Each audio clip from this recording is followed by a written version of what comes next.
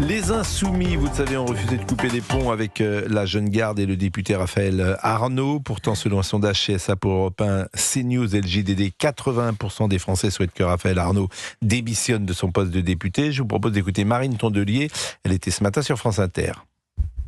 Il avait à l'époque été condamné en première instance et fait appel. Depuis, en décembre 2025, après le désistement de son appel, il a été condamné de manière définitive. Donc il n'y a aucun regret. Et je l'ai dit à Toulouse, quand on m'a posé la question, je pense qu'un député ne peut pas rester député quand il a été condamné pour violence volontaire. Mais donc vous n'avez aucun regret d'avoir soutenu un groupuscule. Là encore, un certain nombre d'éléments attestaient la violence dans son mode de fonctionnement. À partir du moment où j'ai eu connaissance des faits de violence de la Jeune Garde, c'est-à-dire la semaine dernière, j'ai tout de suite condamné les avant, faits. vous ne saviez pas que la Jeune Garde était violente? Ce que je savais, c'est que le maire de Lyon, à votre antenne même, était venu alerter sur le fait qu'il y avait des bagarres de rue rangées entre l'extrême droite et d'autres groupes.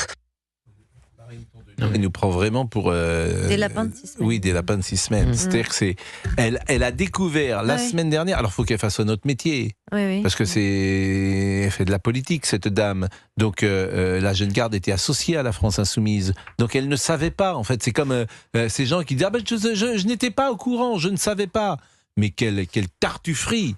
En 2024, quand Raphaël Arnaud est candidat pour la France Insoumise et donc pour le nouveau Front Populaire, il est triple fiché S, tout le monde est au courant.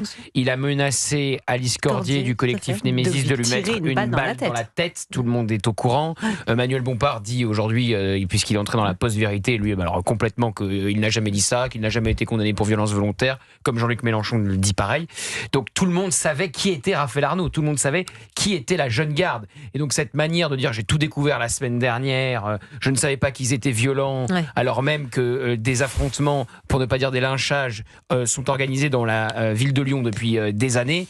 Enfin, c'est absolument grotesque. Non, mais surtout qu'elle était présente, Madame Marine Tondelier, lors de différentes manifestations, dont certains membres de la Jeune Garde étaient présents, aux côtés notamment, je pense, à celle de Salah Hamouri, où il y avait, entre autres, Jean-Luc Mélenchon. Donc, Madame Marine Tondelier fait mine de découvrir la Jeune Garde, alors que ce sont des milieux qui coagulent les uns avec les autres depuis en tout cas plusieurs années, quoi.